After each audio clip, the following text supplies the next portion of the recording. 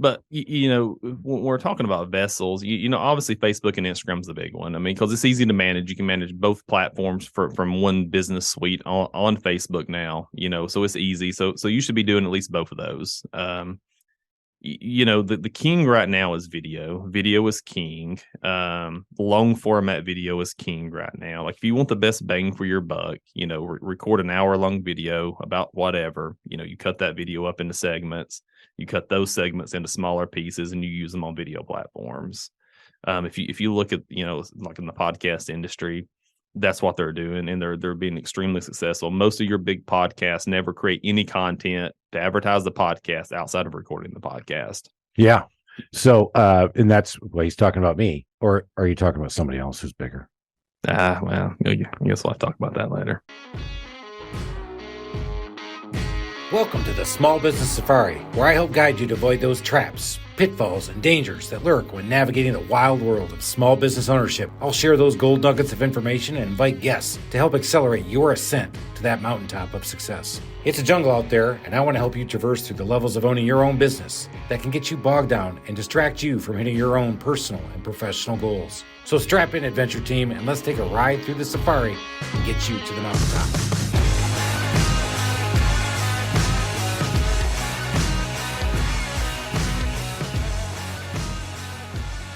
Hey, everybody, it's Chris again. It's the Small Business Safari. We're going to take it to another level today. This one's going to be all about social media, how to get your web presence out there, whether you're starting a business, whether you're a mature business.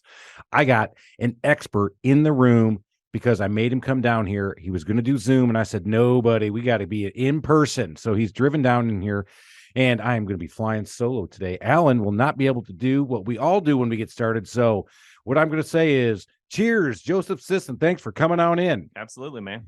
And we're a little early today, so I've decided to go Bloody Marys. So we're going to forego the Blantons that it was so nice of you to give me. And I do have that Blanton sitting home. Tried it, loved it. It was amazing. But today it's going to have to be Bloodies. All right, people, we didn't want to hear about what Chris is drinking. And this is where I need Alan to jump in and say, Chris, come on, let's get going. Let's hit it. All right, let's do this. Joseph Sisson, he is JS Media. He helps people with their online presence, with helping get their business going. He is my social media marketing expert, and I want to bring him in so we could share some gold nuggets. But before we get into doing all that, Joseph, where the hell are you from? Yeah, so born and raised in North Georgia from LJ. Lived there the majority of my life. Went to school across the mountain. Go Dogs. So formally educated in marketing, traditional marketing. Then kind of found a path to, social media, web presence, that kind of thing over the years. Worked for several large firms, from everything from, just marketing director to the last company I left. I was their chief marketing officer before I decided to take off. So you decided to take off, start your own business. Let's talk about that for a minute. Absolutely. Why'd you do it? Well, a couple of reasons. One, there was a family need for us to move back home, and that kind of forced me to make a decision on, what I was going to do. I spent a lot of time traveling, was never home. And, I had to make a choice on what I want to do the rest of my life. Did I want to work for a corporation that, we manage huge accounts to the point to where, you kind of look down at the meter and wondering if you were even helping, or were they just spending money because they had to? So you felt like you were that cog in the wheel, didn't really think like you were making a difference, but you had a family need and did this. So did you plan this? Did you come up with JS Media and said, that's what I'm going to start? Or did you have other ideas? What were you doing? Yeah. It kind of started off just doing some consulting here and there, just kind of left the company I was with. My wife left her job. We moved back home to care for my dad. And I started doing some consulting for some small businesses, kind of helping them out, seeing some needs, not really trying to chase money, more so trying to help people, help situations where, to me, a situation looked very easy, but to them, they were kind of overwhelmed, and it just kind of grew from there. So you kind of dipped your toe in the water. You didn't really have a business plan. So I'm going to go out there, I'm going to kill it. I'm going to become this media magnet that I am today. So you just started doing a consultant and getting into it, and it just kind of blossomed from there. Yeah, just it's kind of evolved from there. We as a company now, we work with about 250 businesses at this point, and we've never spent any money on marketing. It's all referral. Right. And I think it's because our clients trust us and they recommend us, especially when you see, clients in the same industry recommend you to somebody else in that industry. Yeah, that's solid. Yeah, I think it shows a lot about, who we are and what we do. One thing that we do, like, if you go to our website, we don't mention our clients who we work for at all. Because I think that's important because our industry gets such a bad name. There's so many businesses that take advantage of customers. You bet. And it's super easy for anybody in my field to go to a website, a social media, and pick out something wrong. Because you can't hit everything right all the time, and send that email saying, "Hey, we looked at your website. This is wrong. We looked at your social media. This guy's not doing it. We can help you." So to us, our clients' privacy is very important. We don't want customers out there looking at that client saying, well, they can't handle their own, they can't do it themselves. They can't do this. They can't do that. So, we do things a little bit different. I love that. Yeah. So let's go back to that, because I think the big gold nugget that it happens so often when we get people on the podcast is you either were introduced to this idea and just kind of backed into it, or you had something, that impetus that made you have to do this. In this case, it was go back, care for your dad, and you got to go figure something out from there. And I think that's big for everybody. Sometimes you got to walk through those doors. The doors are there, but you just don't even know if they're ready to be opened. And then you opened it and did it. Yeah, I mean, I left an extremely stable job. Making over 100,000 a year. They paid for my car, they paid for my phone, they paid for my gas, they paid for my travel. All I had to do is work, a 9 to 5 and stay on a plane all the time. Yeah. And when you leave something that secure and just dive in an unknown, it's tough. Yeah, right. I think one of the things that a lot of people ask, Simon Sinek and the famous question, why? What was your why to do this? And it sounds like your why was to get back closer to family. But it wasn't to go out there and become somebody who's going to help companies not be duped and get the right value out of their social media play and their branding online strategy. So in your why in the beginning, it really wasn't there. And I've talked about this with a lot of people. It seems like for me, especially, my why evolved.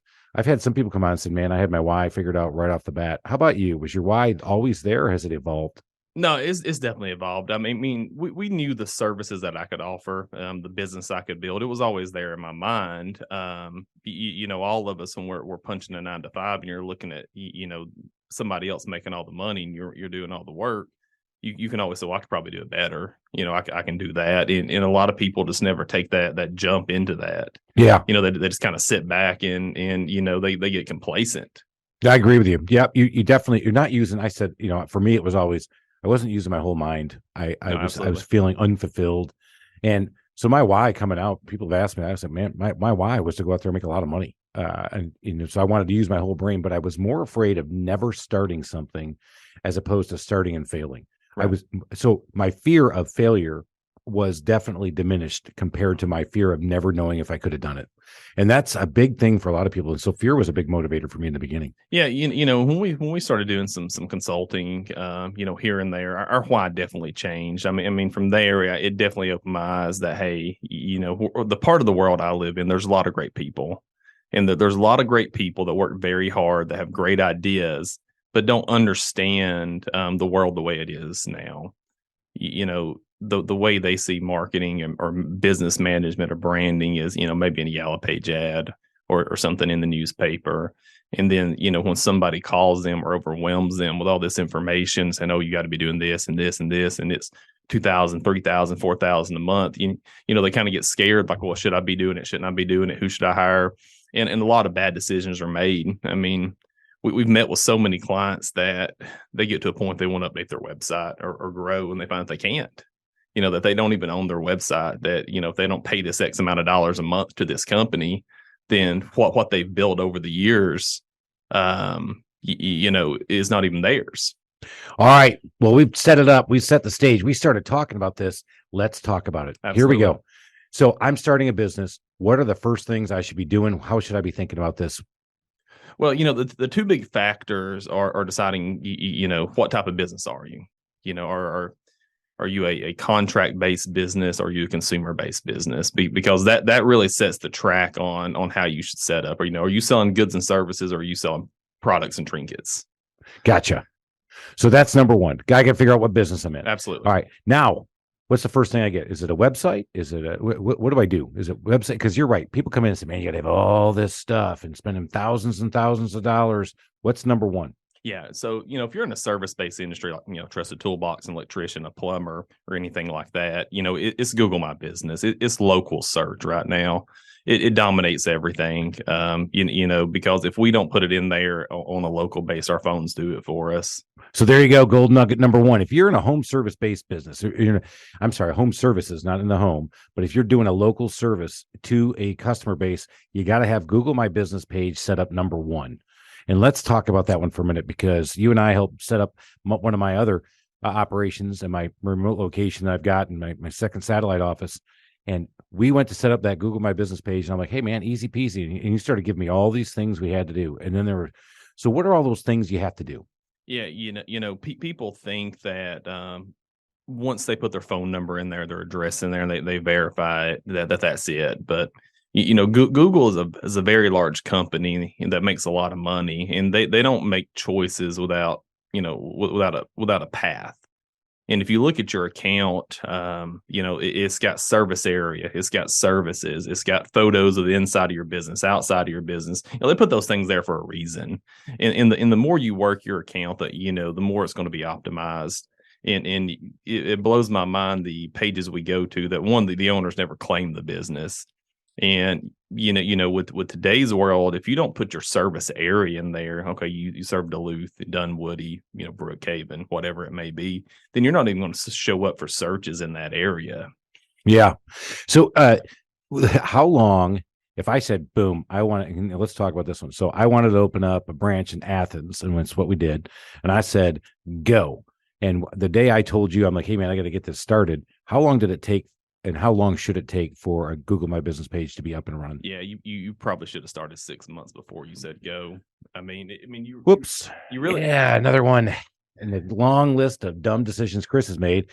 Joseph just hit one. I said go, and he's like, well, dude, you should have said it 6 months ago. So you're going to need about 6 months for this thing to get rolling. Fortunately, Google My Business, if you get a lot behind it, you can catch it up quick.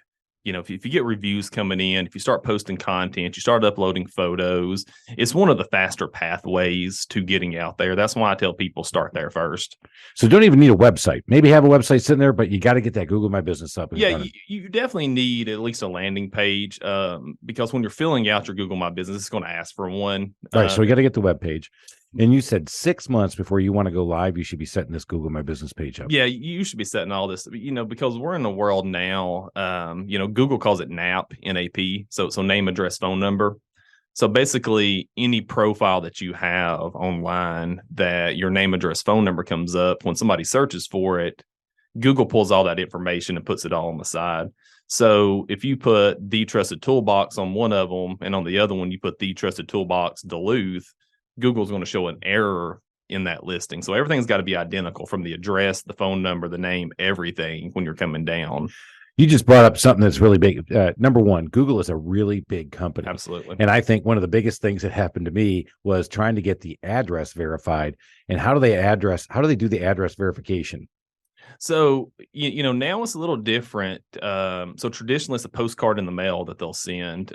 So now if it's an address that's been pre-verified, as far as other businesses have been there, they've gotten mail there, or the address has been there a while, and the phone number that you have matches the information that you're putting on the account, they will let you verify it over the phone with a text or a call. Whoa.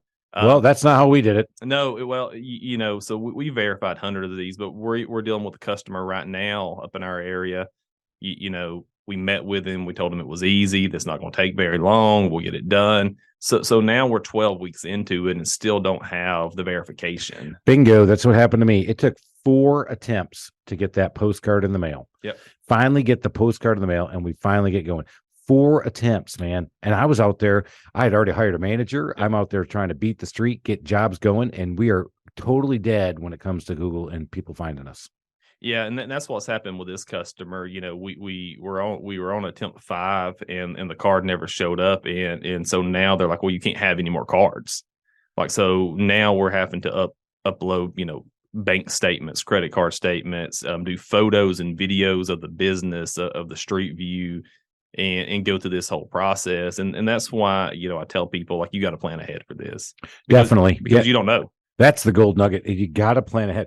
So you should be setting up your website, right? You got an idea, you're getting ready to launch. If you think you're launching next month, man, you better back up. Make sure, number one, you got your website, but number one, you got to start working on that Google My Business listing and get it verified, because it took a long time to get it going for me. It took me an extra 2 months. So I'm about 2 months behind where I wanted to be because I started so late. And you would think after being in the business for 14 years, I would know what the hell I'm doing. And once again, I screwed it all up. Yeah, and don't get me wrong, your website's extremely important. But for a service based, if you're a handyman, you just need something simple. You need a way for customers to contact you. It needs to be clean. It needs to be easy. It needs to be, fast and manageable for the consumer.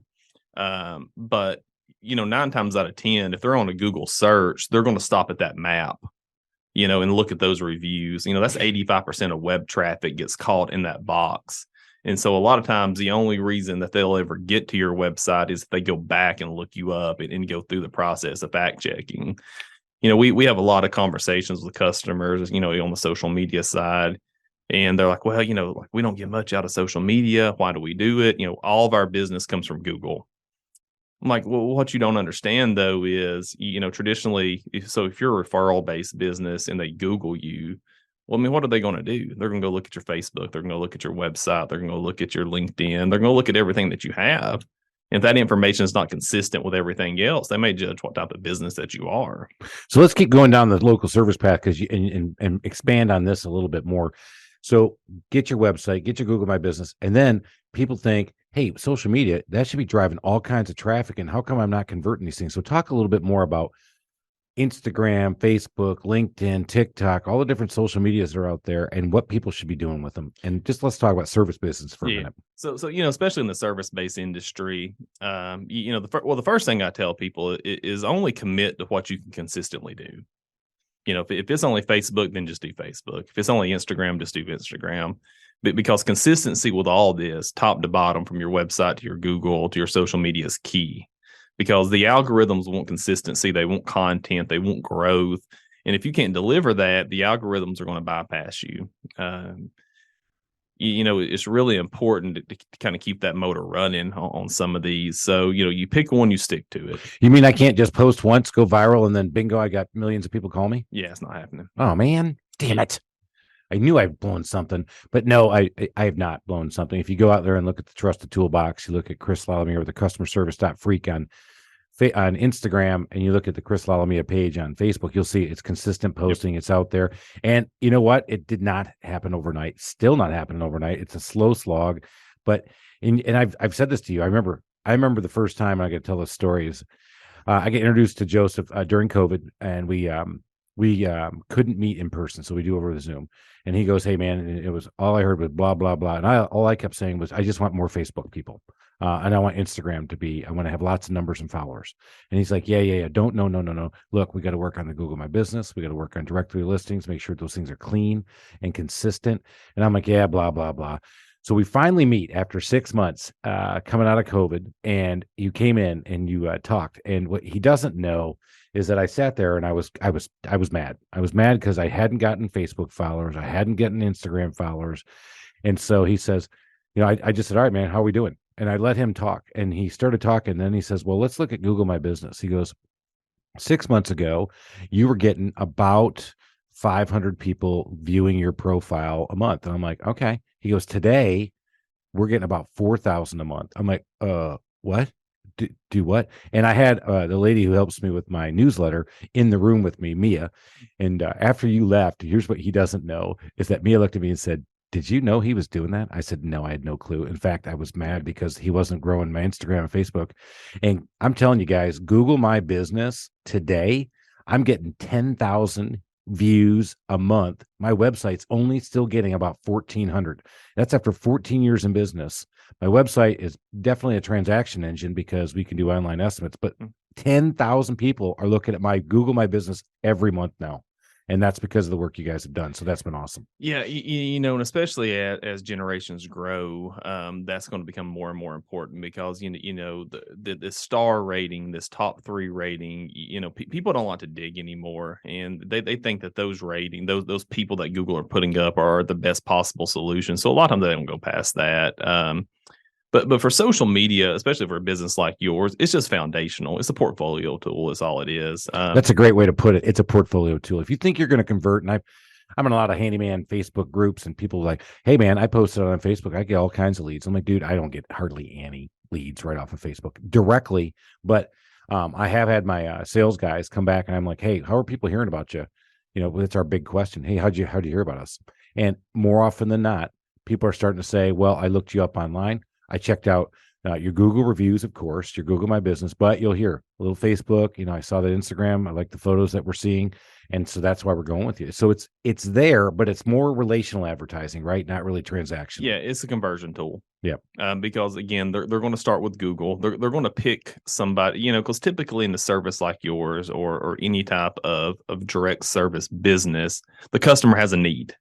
Right. And that's the reason they're looking. They're not going to be on Facebook scrolling and see a photo and say, hey, let's redo my living room. Let's redo. It still becomes out of a need or a want. And they start with Google. Yeah. I think you're right on with that. And that's what I loved about this. So, all right. So I pick a social media vehicle and I'm trying to decide which one to go with. I'm like, let's go with Facebook. Let's go with Instagram. And you got to stay consistent. Who is doing a good job of that? And in my service business, I think we're doing a good job, but just pick a different service, if you will. Who is out there doing a great job, and why is that good? Typically, if you look at a lot of this stuff, the best people, the people that do it the best right now are personal injury attorneys. Whoa. Yeah, personal injury attorneys really burn the road. It's still one of the areas that I see that there's so much competition that it's crazy. It's still one of the only industries that billboard usage is through the roof. They create more content than anybody that I see. That they're one of the biggest businesses when it comes to doing this stuff and content creation that's out there. Wow. How about that? So I should be following personal injury lawyers. You know what? I think we used to call them ambulance chasers. Yeah. So I got to go chase the ambulance chasers. Well, it's such a niche industry that when you say personal injury attorney, that if you go look at their pages, they've got landing pages set up for everything that you can think of: bicycle wrecks, scooter wrecks, dog bites, whatever it may be. They've got hundreds of pages, and then those pages are duplicated for hundreds of cities in different states. They're the only business that I know that'll take a first or second year attorney out of school and hire them as a blog writer. Wow. If you look at Morgan & Morgan or some of these large firms, they're hiring people directly out of school just to be blog writers, just to be content writers. How about that? So Morgan & Morgan, which is a huge name, and I thought it was Atlanta based. I don't even know where it started. They're out of Florida. Yeah. Wow. And so that just shows you what they have done here in the Atlanta market. It's just absolutely done it. All right. So how do these guys do it right? It's just saturation. Saturation and consistency is key. Saturation, consistency. I wish business was that easy. And then bam, you got it all. But I mean, we keep hearing this over and over, and it's just it's a theme, and that is you got to be consistent and you got to hustle. Yeah, you definitely got to want it.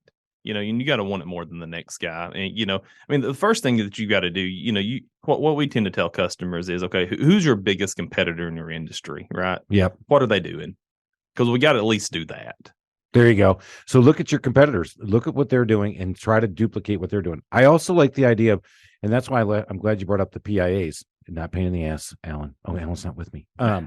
Personal injury attorneys, because you go looking at cross industries, you're going to pick up some ideas. I think one of the things I remember you telling me once when we were talking about our stuff and strategy and content creation that we need to do here, you talked about an injury attorney, a personal injury attorney up your way in the mountains. And what did he do to start grabbing people who were moving through the area? He did something I thought was really cool. Yeah, we've done a lot of stuff up there from billboards to, to giving away apple pies to, to having hats and masks made. It's just trying to have the edge. Just like one of the attorneys that we work with, like billboards are really never in the picture because we don't see it as a huge conversion tool in our industry anymore, especially in a rural area. Yep. But what we found, though, that is the attorneys around us that are growing, they're starting to buy billboards around us. So that's forcing us to buy billboards there, because if we don't, they will. Right. And you're kind of forced into situations. And, we bought several billboards, and, our first couple of runs at them, the artwork looked good on the computer, but when you got it up on the screen, it didn't convert. Wow. And what we found that, simple is better. We went to one word on a sign and the brand name, and that's it. It just says injured. Wow. With a brand name, and the conversion traffic that comes off of that is about tripled. How about that? So instead, I've talked about this a lot in branding, especially when I first started. I met with a guy who, he had come from McDonald's and come from Comedy Central through the Turner Network. So he helped me with branding. And I said, here's my first idea for my logo for the Trusted Toolbox. And I had a handyman coming out with a bunch of tools in his hands out of a toolbox and going charge. And he's like, whoa, back up, slugger. And he brought me back to what are some iconic logos. And he basically told me, go look at FedEx. Yeah. Go look at UPS. Go look at Coca-Cola. Go look at IBM. Go look at AT&T. And so you do that and you find out their logos are really clear and concise and simple. Yeah. So what the kind of rule we stand by is any branding or marketing, needs to fit on the side of your finger. Whoa. Right? So look at big brands, Starbucks, FedEx, Coke. If you take their logo and hold it up, right, it's going to fit on the side of your finger. Wow. I think I'm going to go tattoo the Trusted Toolbox inside of my finger, start branding myself that way. It's just like with billboards, people clutter them up. They got phone numbers, they've got websites, they got photos. People are going 70 miles an hour. Yeah. You ain't picking that off. No. Oh, that's funny. Yeah, not funny. It's right on. So that's how these guys were able to convert these traffic in the rural areas. Injured, boom, one logo. And so that, again, pick that up. Be simple. But that only works though, so these signs that we've got, like again, they just say injured and they've got the brand. But it only works though if somebody types in injured in our area or the brand name in our area and you come up on Google. There we go. So you still got to tie it back to the Google, and we're coming back to it again. You got to go back to Google. So now I've got this mature business, and I come talk to you. You're going to assess how we look online, and then you're going to give recommendations. And I'm sure with everybody, it's always different. Take us through a case study, or maybe somebody who's not me, and talk about, you went in there, you identified these issues, and you went after these problems, and they fixed. And what happened? Yeah, well, I mean, it happens so often. It's typically just what we're talking about, that they often overlook the most simple things in their business. They spend all their time fighting fires, and instead of being able to plan for growth, because you're constantly dealing with stuff that you didn't plan for. Once we, a lot of times once we get the path clear, that's when you really start having time to talk about growth and talk about implementing this and implementing that. But until your house is kind of clean, it's hard to get into those paths consistently. You start something, you fail it, or you jump in of it, you jump out of it. You try this because it's the new trend. That's the thing that we see that kills businesses the most right now, is trying to be trendy. Well, this is happening. This is cool. Let's do this. Like, you got to commit to it. So what's a trendy thing right now you're seeing? Well, like TikTok, and stuff like that. I mean, obviously, those are great tools if you stick with it. But, if you jump on it for 6 months and say, hey, well, it's not working, I'm not getting out of it what I need, then it's never going to work for you. Speaking of TikTok, and he's not here, Alan's not going to have to do the TikTok with us today. That's going to be exciting because we have got to try TikTok. You got to keep it going, right? Got to keep it going. Consistency is key. So let's talk about, what is good content? Is there any such thing as bad content, good content? Well, yes and no. Let's go back a little bit. So when we're picking content vessels, the first thing we look at is, does the platform index the content for searching outside of the platform? So that's a big heady statement, man. I'm not sure to understand what that means. So Facebook, for example, if I post content on Facebook, right, the only way you'll ever find that is if you're on Facebook searching. Gotcha. Right. But if you post content on Instagram, you can go under your settings. They have what they call alt tags. So if you fill that alt tag out with your keyword, now Google will index that, so it will become viable through image search. Okay. So now you can find that content outside of the platform. Alt tags. Alt tags. So basic keywords for images. Keywords for images is alt tags. Got it. So LinkedIn allows for alt tags. Twitter allows for alt tags. Instagram allows for alt tags. I'm writing notes. Yes, that's why I got really quiet, everybody, because I'm writing notes. And Alan's like, if he was here, he'd be going, hey, man, are you writing that down? Of course I am, man, because he's already told me to do that. And I know I keep forgetting to do it. So we're going to talk about this after, about what Joseph needs to do to help me more. Yeah. But, when we're talking about vessels, obviously Facebook and Instagram is the big one. I mean, because it's easy to manage. You can manage both platforms from one business suite on Facebook now, so it's easy. So you should be doing at least both of those. The king right now is video. Video is king. Long format video is king right now. Like if you want the best bang for your buck, record an hour-long video about whatever. You cut that video up into segments. You cut those segments into smaller pieces, and you use them on video platforms. If you look at like in the podcast industry, that's what they're doing, and they're being extremely successful. Most of your big podcasts never create any content to advertise the podcast outside of recording the podcast. Yeah. So, and that's what he's talking about me, or are you talking about somebody else who's bigger? Well, I guess we'll have to talk about that later. Oh no, I'm not as big as I thought I was. But a lot of people, when we talk about search engines, that they overlook, one website as being a huge search vessel, and that's YouTube. I mean, Google's the number one search engine in the world. YouTube's the number two search engine in the world. That's big. The YouTube and I've heard that too, and I actually still I'm dinosaur trying to figure out how to do all that stuff. Well, especially in an industry like yours, where you're fixing things for people. Yeah. 9 times out of 10, as a homeowner, what's the first thing we do when something breaks? We Google how to fix this. Right. So if you had an electrician or a plumber that just dedicated 10 hours a week to creating how-to videos, you'd be surprised at the traffic and the monetization that they could get out of something like that. You've told me to do that before in the past. I haven't been as consistent as I'd like, because I had a summer intern and we let her go get a job and be a real person, and I just didn't invest back in it. But I believe in it. I've got to get back invested in it. I just had some other things to fight in the beginning here, but I got to get after that fire and get more consistent, get more videos out there, show somebody how to change a toilet. Who cares? I mean, no, absolutely, because a lot of people, especially you look at the demographic right now, 20 to 30, a lot of them have never been exposed to things like that. And that's their first go-to is, their phone, how to do this, how to do that, what does this take? What does that take? And as we, as those people age, that's only going to grow more and more and more. There's only a slight, chunk of the demographic right now that don't do that. So 55 and up typically Google, how to do everything, especially when it comes to more modern stuff. And then 20 to 30, Google everything. So, you've only got that chunk of like 30 to 50-year-olds right now that are more self-sufficient, that aren't looking those things up. All right. So you've dropped it, but I really want to get into this part. So, I said, hey, man, I'm going to start a podcast. Oh, good. Now you're like 9,550,000. Is there like only 4 people in the world that don't have a podcast? I'm like, what? I'm going to stay with this. I believe in it. I like what I'm doing, but it's a saturated market. Why am I getting into it? Well, let's talk about that, because you just said it. There's a million videos out there. I mean, how do you stand out in that market? How do you do it? Well, one is the consistency. People tend to go. One is the people, right? People buy from people. People don't buy products. I mean, we said it all the time. You're the face of this business. You'll always be the face of this business. People buy from you. They trust you, and the business follows suit.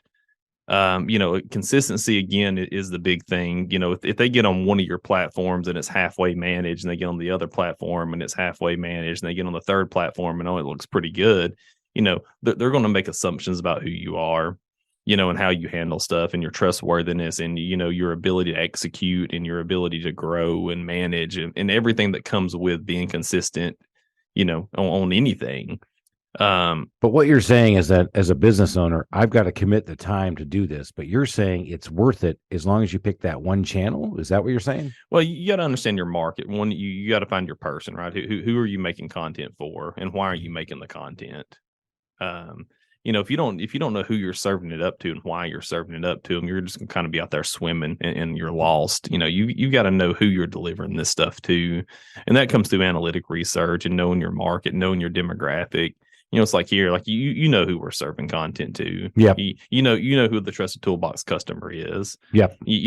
Like up our way, a handyman will probably never fly, because the majority of guys just do it themselves. You bet. In the market's different here.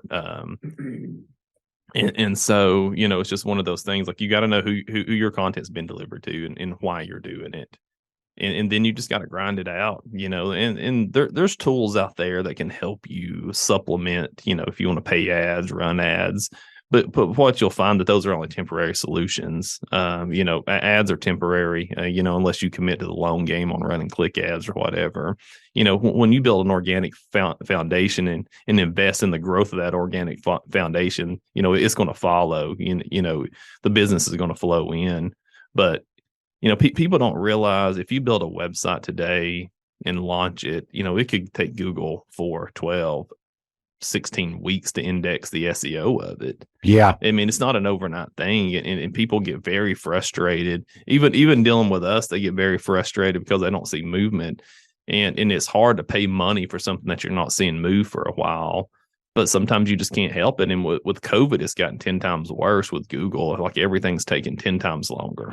But is there anybody who actually works at Google? Yeah, no. I see.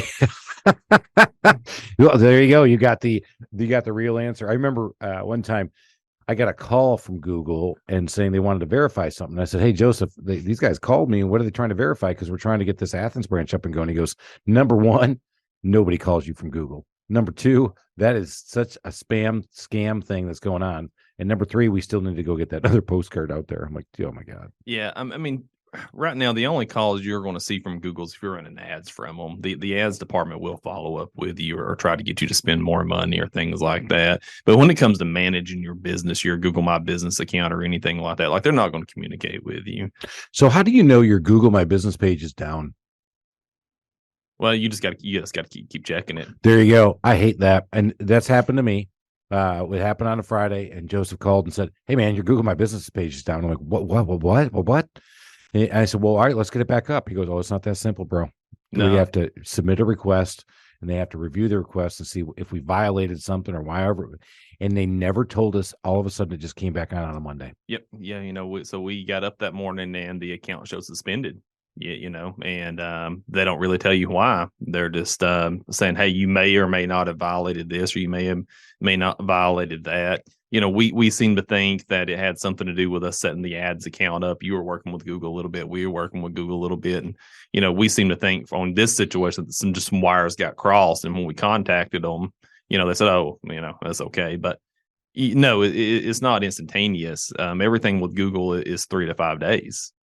That is a killer, because if my phones were down for 3 to 5 days here at the office, obviously I have a disaster recovery system, but that would be a real killer and crimp. And so we just got done talking about how awesome Google My Business is, and it was down for 3 days. I can't tell you how much business I lost. I don't know if I lost any. Maybe I lost a few. I don't know, but man, that sucks, especially when you don't know it's down. Well, and that's the thing. And when it's gone, it's gone. Like they deplete you from everything.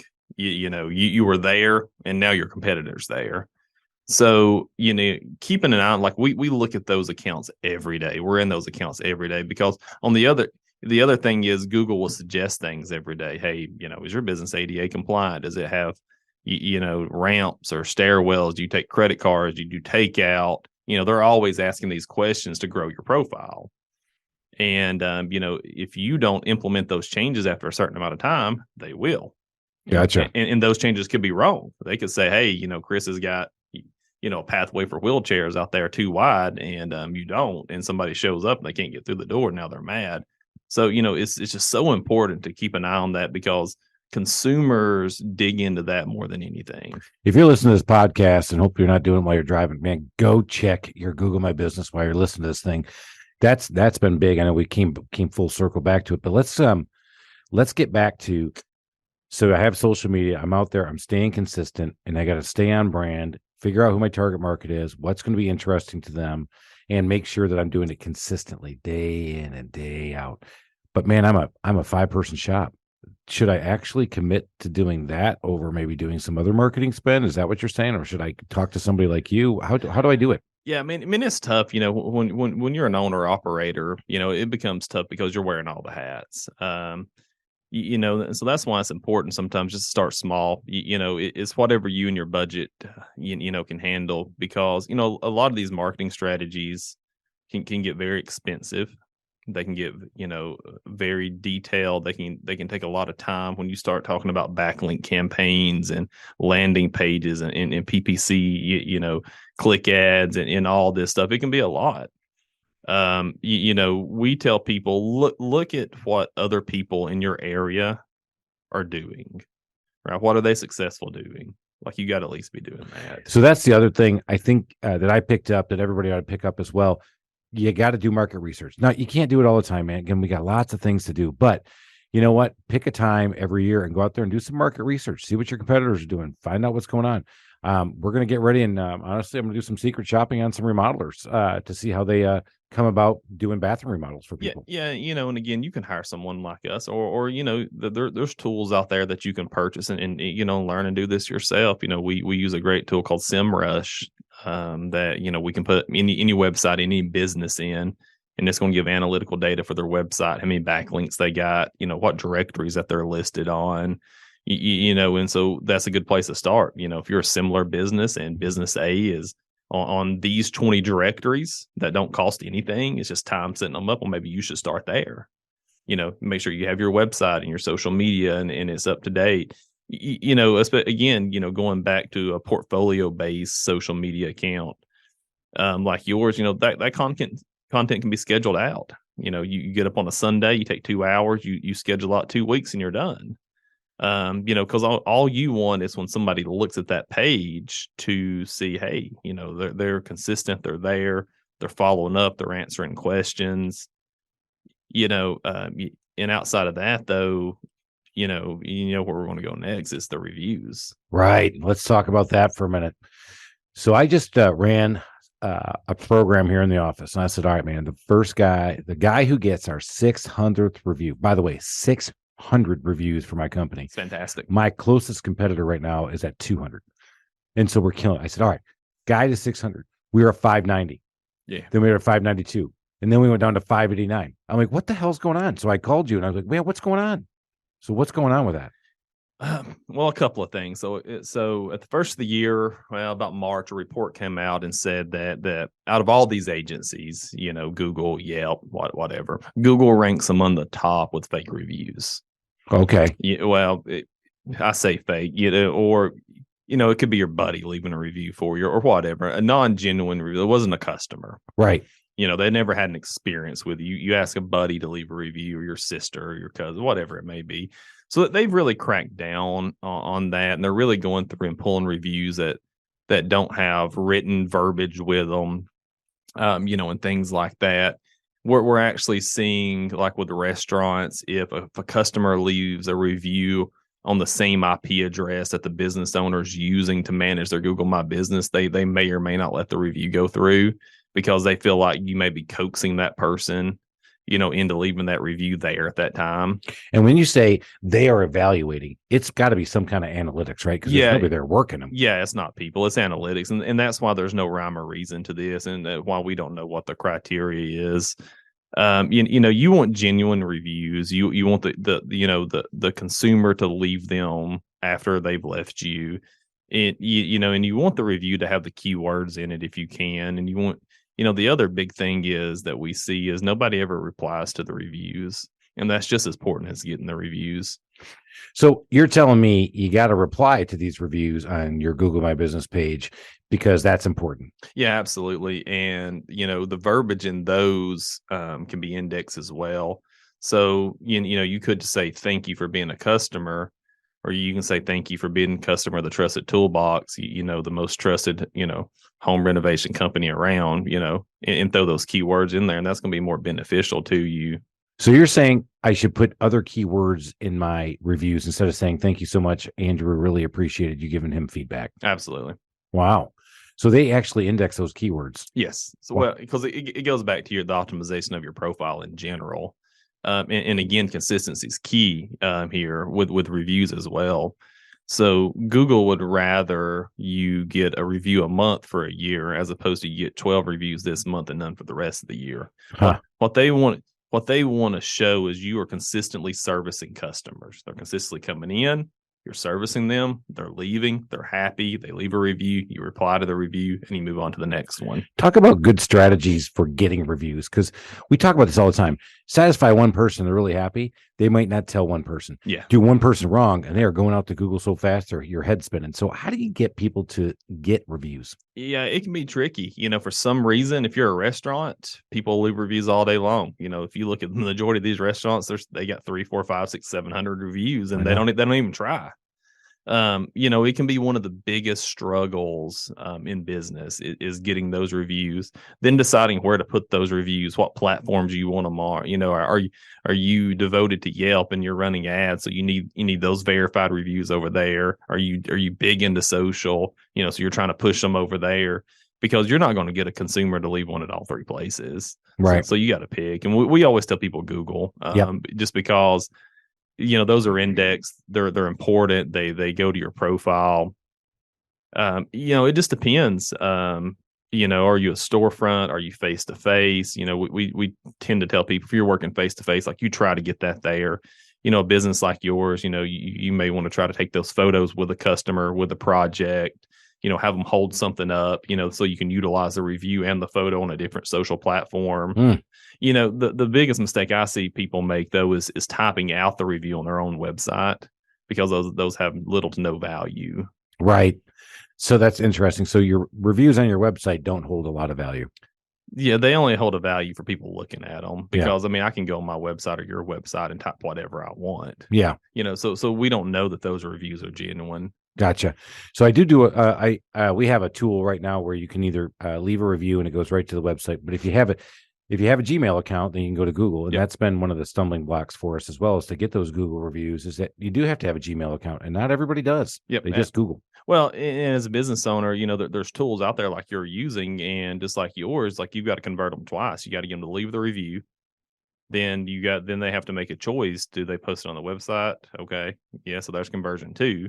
And now do they put it on Google? So now there's conversion 3. And they have to put it in again, which has also been cumbersome. That's why I wish it could be better, but I'm still out there looking for that panacea, one that's going to work best. And again, there's so many companies, there's so many programs. Like, you just have to research and find what's best for your business, because every industry is different. Right. Like, we've got customers that have storefronts that we print QR codes that they put on the counter, and as they're checking out, they scan it, leave a review, it works fine. We've got like our attorneys, that industry's hard, because if you got in a little bit of trouble and you hire an attorney, like, you're not going to go on their website and, hey, say thank you for getting me out of my DUI for everybody to see. You're right. So it really just depends on your industry. How do personal injury attorneys get reviews then? That must be really hard. It is. So, we've the one we've been working with, we just crossed 100 review, and we get, just like you were saying, at 600, like, we got to 90 and it just, like, stalled. Like, we just couldn't get over that hump, and it took us about a good 6 months. And again, are you a quick interaction business? Like, when you interact with your customer, are you done in 5 minutes, or is it a week long, project like you're working on, or is it a 2-month long case like an attorney would? All those things come into factor with your strategy on getting reviews. That's wild. All right, man. What haven't I touched on that I need to touch on? Is there something that I'm missing?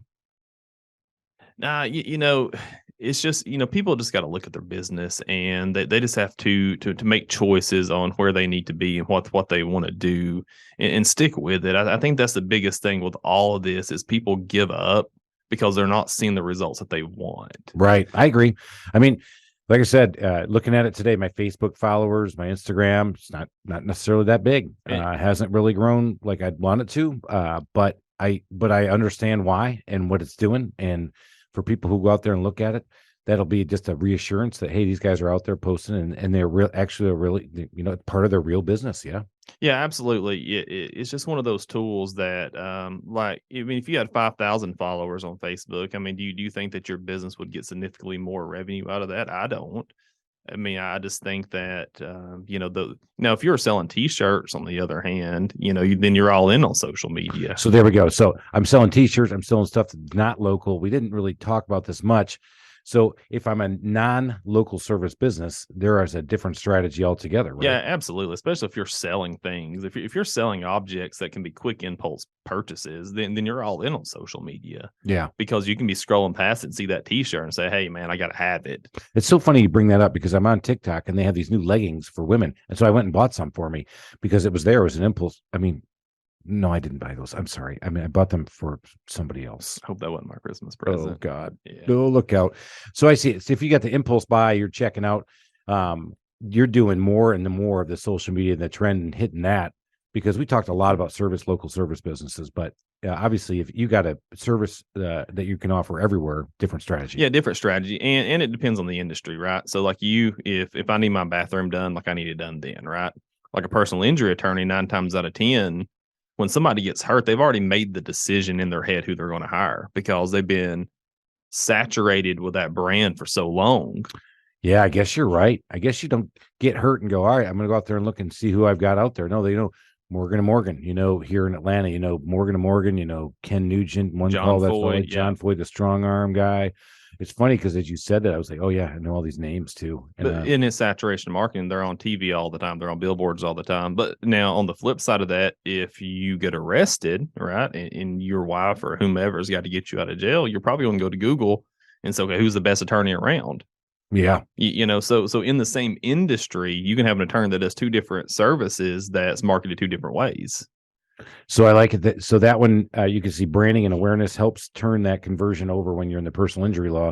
But when you're in the criminal law, you got to be out there ready to go because it's transactional and it's ready to go. People are going to say, okay, I got to find somebody today. Yep. Almost all service industries are going to feed off of Google. And, that's the first place you got to start because the thing we tell people is the people searching on Google when you come up need your service then, or they wouldn't be searching for whatever you have to offer. So you want to be in front of that customer when they need it. It's funny. I just got done explaining to somebody that, and that's the strategy we have here at the Trusted Toolbox, is that 100% of my market, there are 5.2 million people in Metro Atlanta. They are not all my customers. They're not my target market, but I got my target market pretty well defined.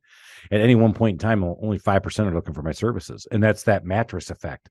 How many times when we had Sunday papers way back when, you'd open it up and go, man, I need a mattress. Oh my God, this is my lucky day. They're running a sale today. Yeah. So we have this conversation all the time with customers that, hey, they'll call or email, say, hey, we're only on 110 searches this month. Well, how many people in your area were searching for that service anyways? Right. If there were 130 people searching for your service and you're on 110 of the searches, then you're doing fantastic. Yeah. So you've got to look at more than just your numbers too. You got to look at what the industry's bearing that month or that day or that week.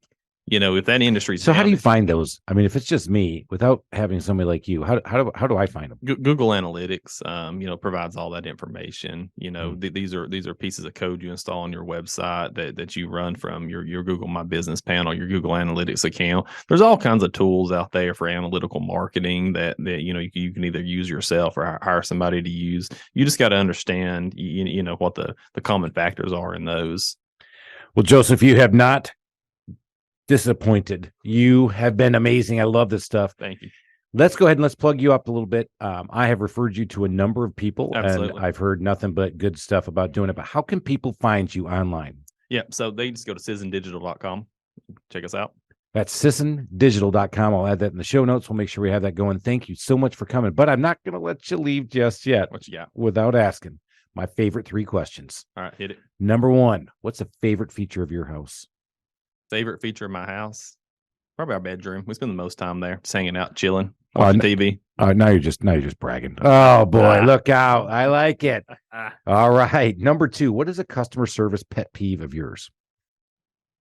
I think the biggest thing is when you get pushed off to somebody. Like I hate when you call a business and you get told that they can't take care of that or somebody else has got to call you back. Where I know that it's just as easy for that person take a note and say, hey, we'll take care of it. I hate when you go to a website and you got to click 37 times to contact somebody or you can't find a phone number. It's not that hard. And, and when we build websites, that's the thing that we put out there. Like, we want the customers to be able to contact somebody on the bottom of every page. Yep. Love that. Conversion's key, simple and easy. It's not that hard to answer a question. Don't make it 37 clicks just to give me an answer that you could have given me online anyway. I love that. All right, last one. Give us a DIY nightmare story on your house. Because I'm in the home repair business. I love to hear these stories. Well, I think I probably told you about it last time. We were here. Our daughter, our 8-year-old at the time, was playing in the shower and fell and broke the faucet completely off. And it busted the pipe in the wall, and that bathroom shared a wall with our kitchen. So we ended up, I had to pull the fridge out, cut a huge 6-foot wall, hole in the wall just to clean all this up, get the water cut off before I could even call somebody or hire it. So how did you get the water cut off? Did you go to the street and cut it off? Yeah, well, we have a well, so we went outside and cut it off eventually. But we're panicking because water is essentially shooting straight out of the wall on two sides. I love it. I love that story because if you've never been there, by the way, I have, and I was doing a tub faucet when I first started, and I was doing the job, and I had my guy holding on to the water, doing the shutoff valve, right? But he had his phone, so he had his cell phone. I had my cell phone. I said, "All right, cut it on." I said, "All right, man, turn it off." Wait, and he dropped. I told him to turn it off because I hadn't got it sealed like I wanted to. It was a massive pain in the butt, sweat that I had to do anyway. But I could hear the air. I'm like, "Dude, shut it off, shut it off." His phone died. Oh man! So I had to run downstairs and tell him to turn it off, and run back upstairs. And the whole time I'm trying to figure out how to corral all the water so it doesn't go down into this lady's dining room. And it was just, it's pure panic. Well, as a homeowner, I think any project you start is a do-it-yourself nightmare because you get 6 hours into it and immediately regret every minute of it. Absolutely. And then that's what we call the Trusted Toolbox. There we go. Call the Trusted Toolbox. Joseph, thank you so much for coming on, man. Selling and telling us everything that we need to know about this adventure team. You have gotten some huge gold nuggets today. The Small Business Safari is here every time. Go out there, rate, review, follow us, man. Go out there, give me a review. And what's wild is I've been getting some great feedback from people, and we're going to start implementing some of that feedback into these upcoming podcasts and get some other guests on. And we're going to try to find somebody from the restaurant industry to come in and talk to us about how they were able to build something and what I think is still a harder business to do than even I am. Yeah, restaurant industry is brutal. Probably the softest margins in any business. From the restaurant owners we talk to, they've got about enough burn money for about 4 months at any given time. Wow. It's a brutal industry. It's competitive. Prices change constantly. It's a business that I would not want to be in. It's a business where consumers get very upset at the smallest things. It's just, in the higher end the restaurant, the worse that it is. It's a very tough industry. There it is. All right, everybody, go out there, get up that mountaintop of success, make it happen, keep grinding. Consistency makes it happen. Get it up there, and we'll see you next time. I'm out of here.